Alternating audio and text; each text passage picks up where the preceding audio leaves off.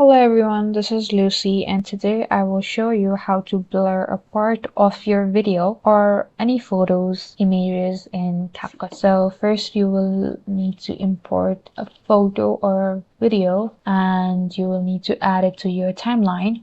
So I have this photo, so I want to remove this part of the image. So now create a layout. You can just simply copy it and paste it above it. Now you will need to click on the layout that you created just now and go to effects.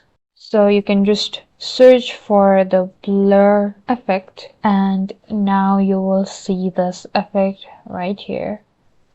You can choose any of these, drag the effect you need and drag it to this layout and you will see that it has been attached to your layout. If you want to change the blur effect duration, you can just drag this further or back. You can also change the blur settings. So in order to change your blur settings, you will need to click on edit effects after you right click and you will see these settings right here.